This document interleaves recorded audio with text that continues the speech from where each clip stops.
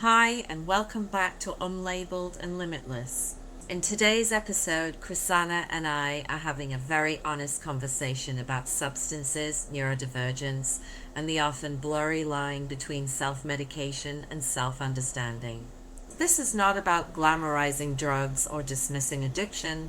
It's about curiosity, context, and exploring why so many neurodivergent people reach for substances in the first place, and what happens when we shift from a deficit lens to a more compassionate, informed one.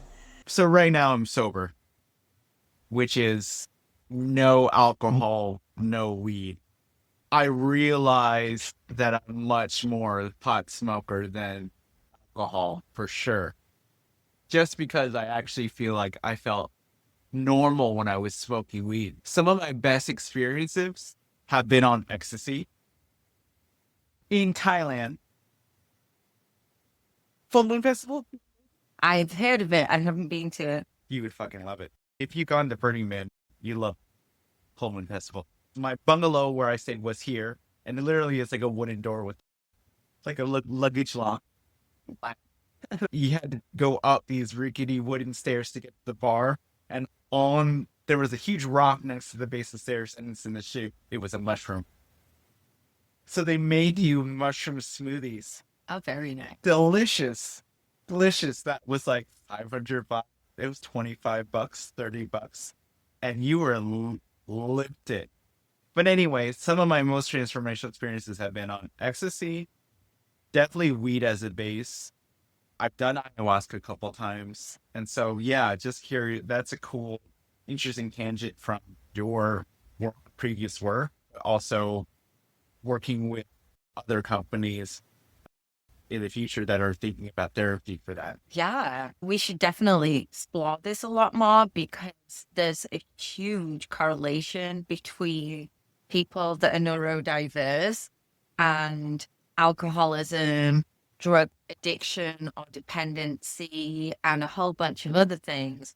And what they're realizing now is basically everybody's actually self-medicating and giving their body exactly what they need. And some of the most recent research in medications for ADHD, I think it is mostly ADHD because that's the only one really that I know of that you can truly medicate. I know with Tourette's, there's certain medications that can help with the anxiety and lessen the tics and things. But yeah, I think in general, because a neurodiverse brain is just a different brain chemistry, right? It's really difficult to alter something that is fundamentally different. But for ADHD, the latest research is in nicotinoids and cannabinoids. And obviously, they're not encouraging everybody to go start smoking. What they're trying to do is find out what it is within the nicotine that helps to calm the ADHD system.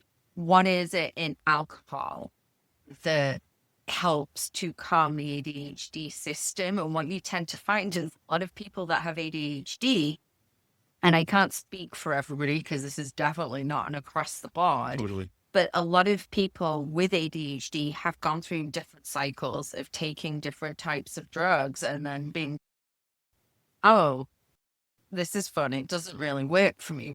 It's like there's only so many lines of coke somebody's going to snort with their friends where they realize, oh, they're having the time of their life and I'm busy like cleaning my bedroom or doing these really weird normal things. And I'm thinking really clearly for once. And when you think about treatment for ADHD is microdosing amphetamines, right? Because you need to stimulate the brain. Every time somebody with ADHD is taking a stimulant, whatever kind of drug it is, whether it's nicotine, whether it is a cannabinoid, they're essentially self-medicating, right? And I know a lot of people, when it comes to ADHD, they're like, oh, it's just because people want to be drug addicts. And if we actually like acknowledge that those medications work, and they're finding now as well that ADHD medications can change the neuroplasticity of your brain in the long term.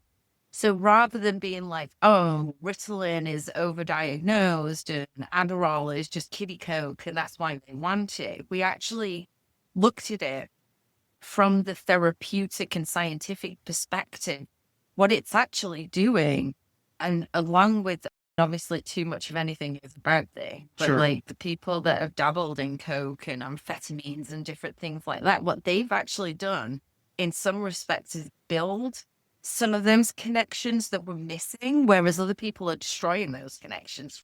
Right. For an ADHD brain to give it that stimulation and to get the neurons firing the way they're supposed to and different hormones working properly, you're actually like building receptors, you're building neuroplasticity. So getting that dosage right and treating people at the right time may actually help us to avoid a lot of people becoming dependent on alcohol, on whatever else it is. And if we look at Gen Alpha and Gen Z, who are more diagnosed than millennials and Gen X's, they are drinking less.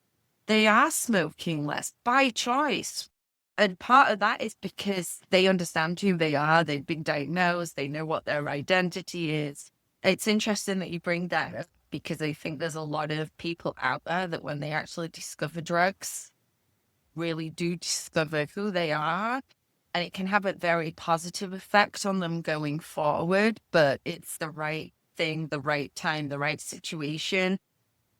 There's a dose of luck in there, right? Because if you're buying things illicitly, you never really know what you're consuming and things. So there's that risk in there as well. But yeah, I think if we looked at things more holistically and started rather than seeing drugs as a crutch and see them as something to be studied and developed and maybe even utilized in mental health treatments, like we'd find ourselves in a much different space.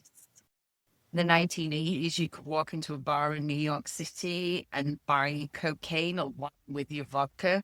That is a true story, right? And Ronald Reagan's war on drugs came along, and then you couldn't buy cocaine. And then we ended up with a crack epidemic and a whole bunch of other stuff.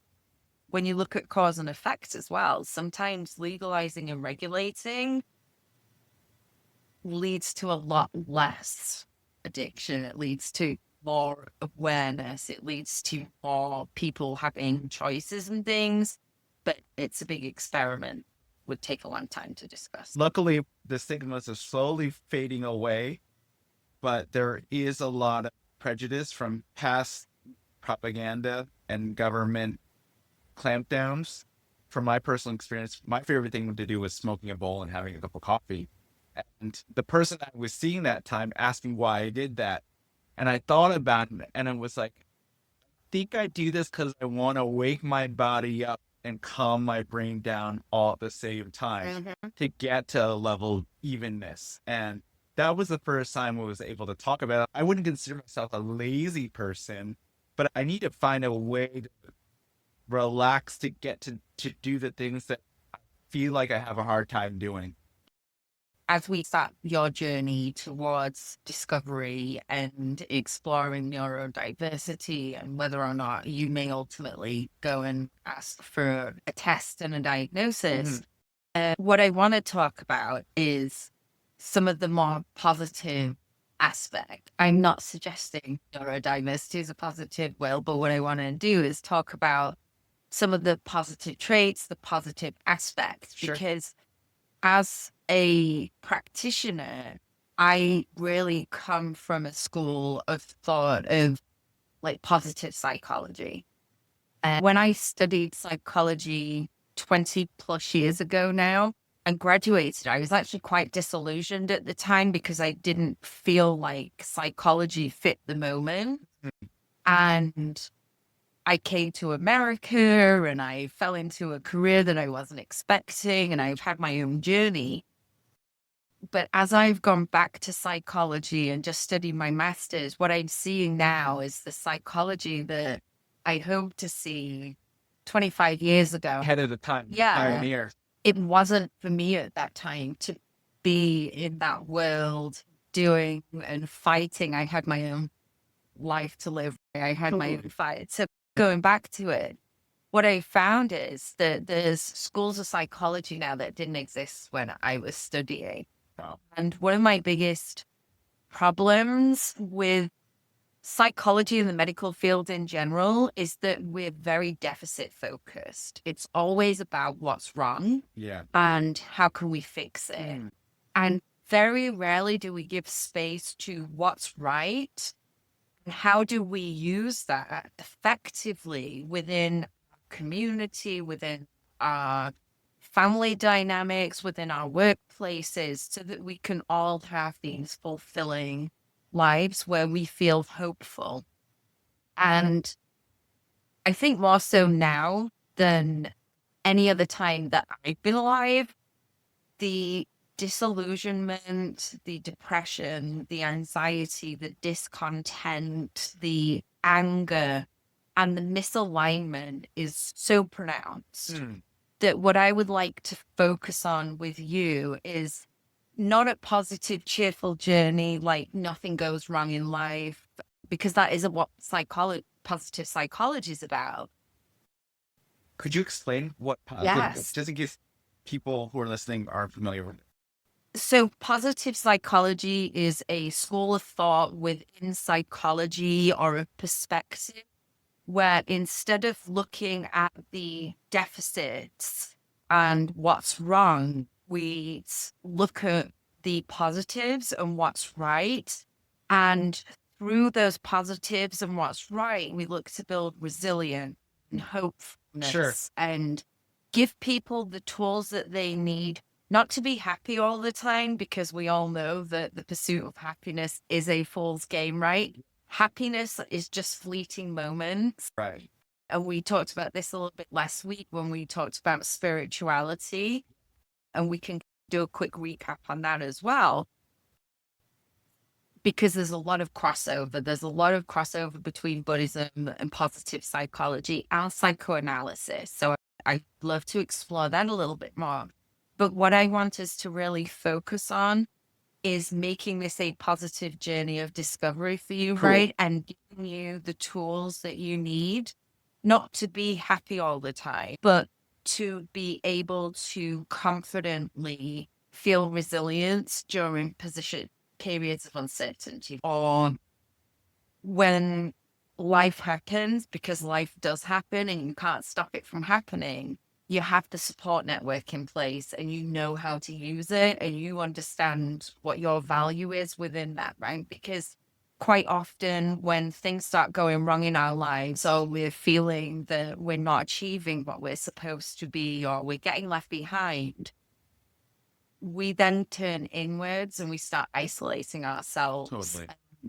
And I know that as the more burnt out I got over the last few years, the more I retracted and the more I went inwards, and I would not share with family and friends anymore. And I just tell people everything it was okay, and it wasn't. Right. And I completely lost my resilience.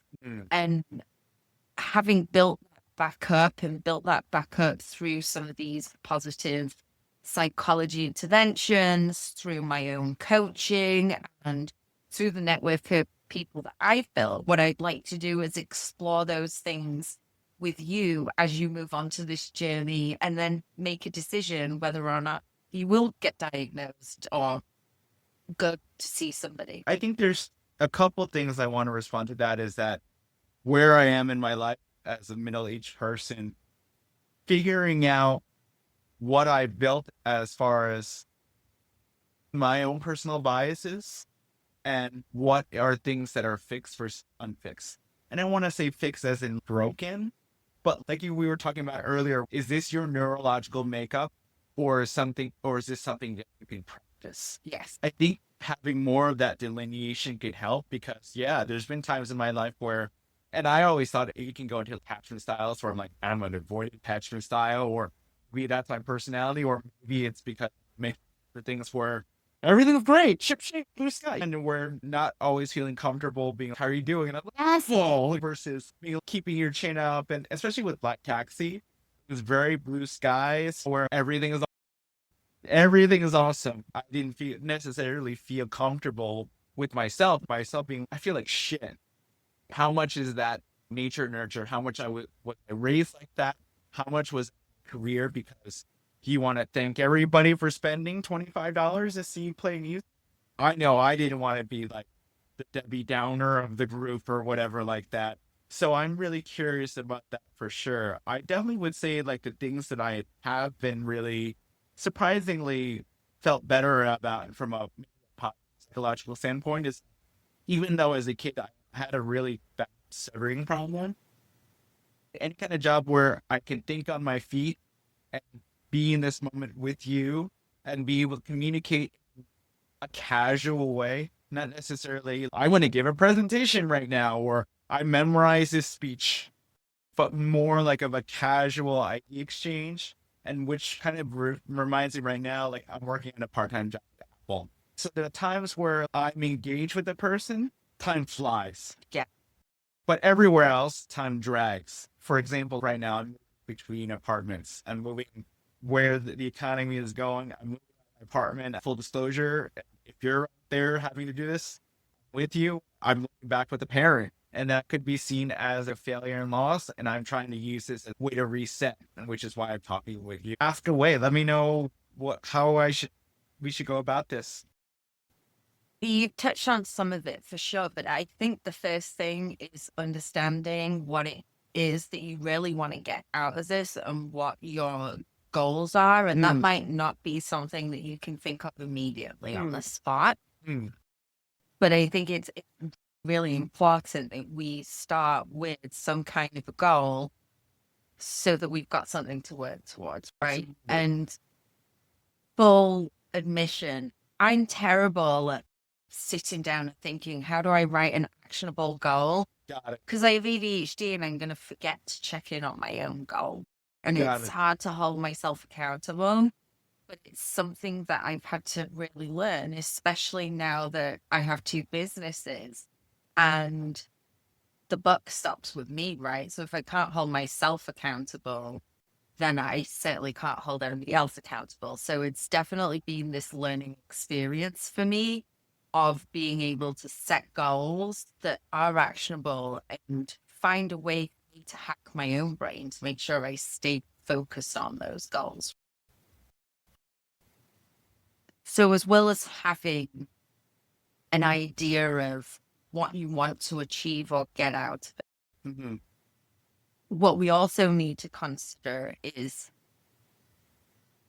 not the reality or how realistic it is, because I believe in having big dreams and big goals and things, but within the time frame, how achievable is something, right? Sure. Yeah. It's so easy for us to put a ton of pressure on ourselves, right? I've got to do these huge, massive things. I need to change everything about myself and I need to be more whatever it is. Right.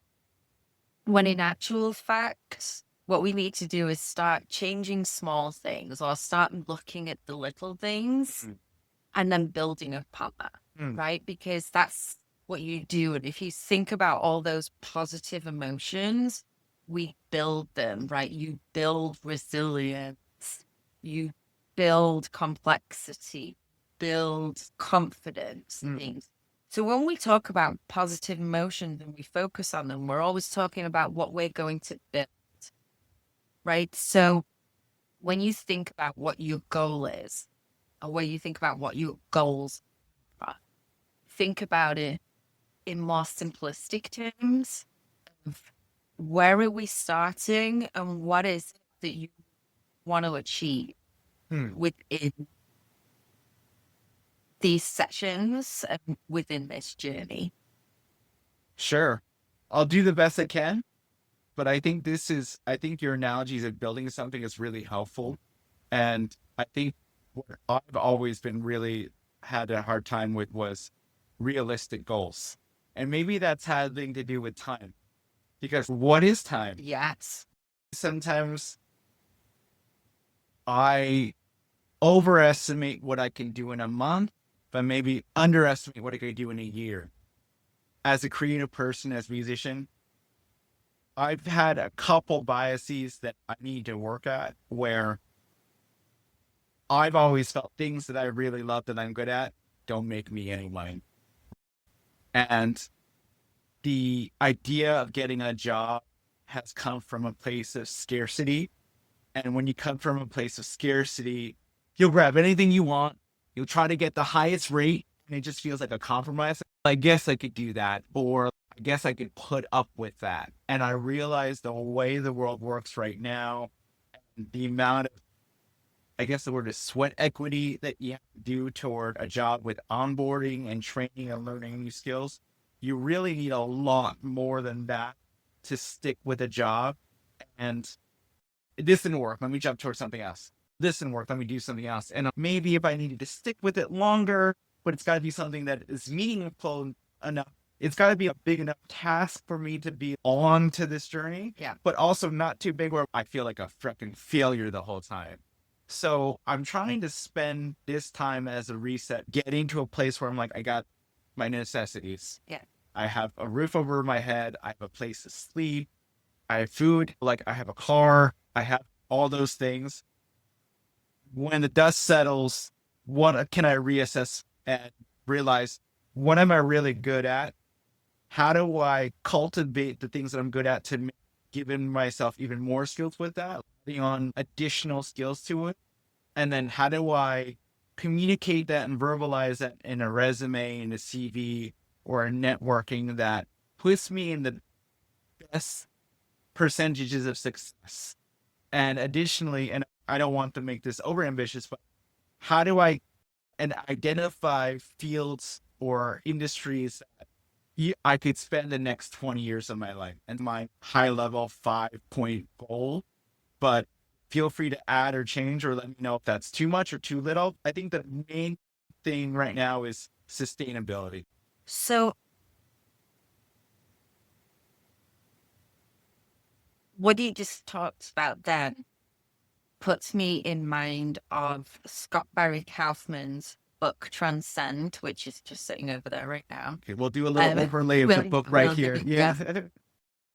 And also Maslow's hierarchy of needs. Cool. And Maslow's hierarchy of needs is pretty famous. However, the depiction of it is actually completely wrong. Interesting. And Maslow didn't actually invent the pyramid. I forget the guy's name now, but it was invented by some business guy in the 60s, Gotcha. and he put the needs into this pyramid.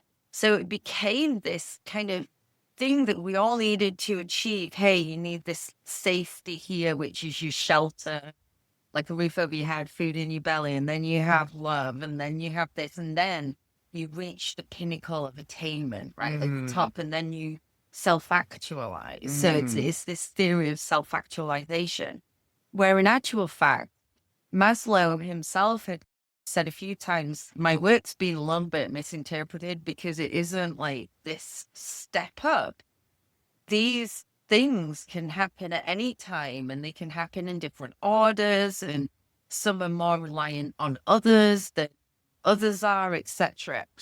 And that's helpful, by the way. Yeah, that's really helpful. Yeah. So Scott Barry Kaufman was invited to rewrite Maslow's work, and had his original works and unseen papers and access to family vaults and things. And he's written what it means to self-actualize. And my master's paper I just finished writing was focusing on carers, but in the tradition of positive psychology, what I wanted to focus on was hopefulness and positivity in carers, because I wanted to see, like, how hopeful and positive do they feel? Because if they don't feel good about themselves and what they're doing, then the person they're caring for is not getting the best treatment, care, and help. And True. It's a two-way street. The carer needs to be cared for.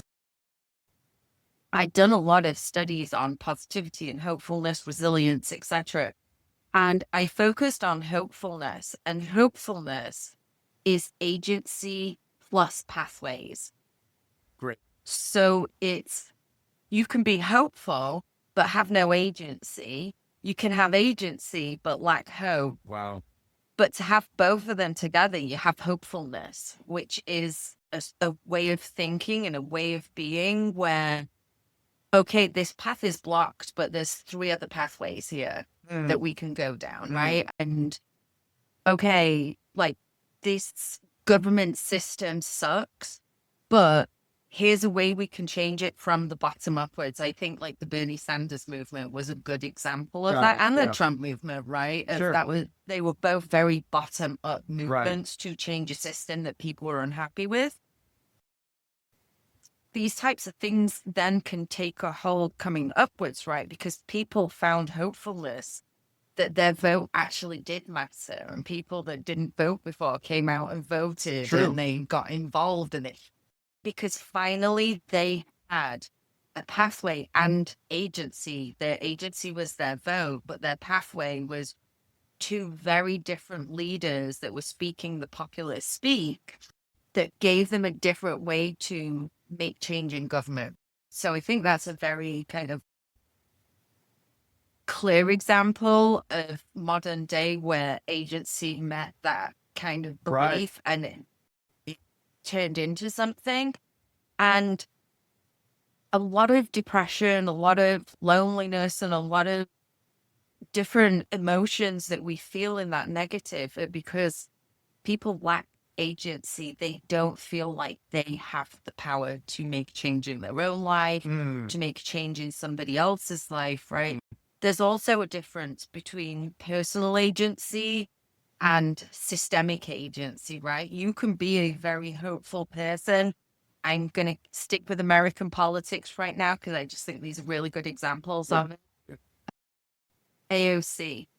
AOC was somebody that clearly felt a lot of hopefulness and personal agency and saw a pathway and did the unthinkable and got to where she got to. But then once she was in the system, she lost her hopefulness within the system because it kept knocking her down and telling her she was wrong and telling her no. So she had to then find a different way and go through that period of people being very mean to her, what happened to you, whatever, because once you're in the system and you realize it's built against you, and to change it is going to take more than TikTok videos and whatever else, right?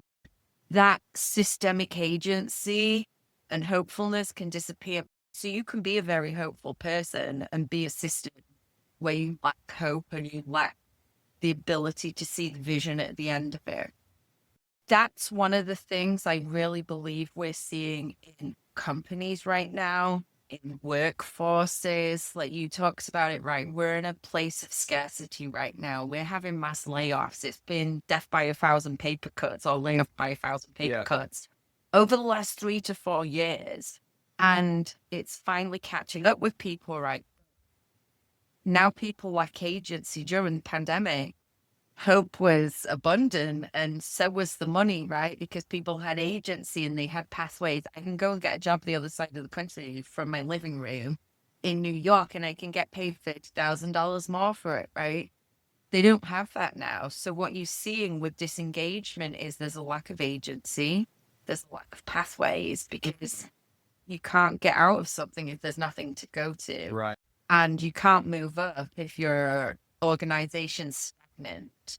And if they've got no money, you're also not moving out. So they're not creating pathways. So I'm going to flip here and probably get very confusing. But there's a saying about Krishna, right, where he was eating the soil and his mum told him to open his mouth. And when he opened his mouth, she saw the entire universe. Thank you for listening. If today's conversation stirred something for you, know that you're not alone, and that curiosity is often the first step toward clarity. Remember, you are not broken, you are not behind, and you are not alone. You are unlabeled, and your potential is limitless.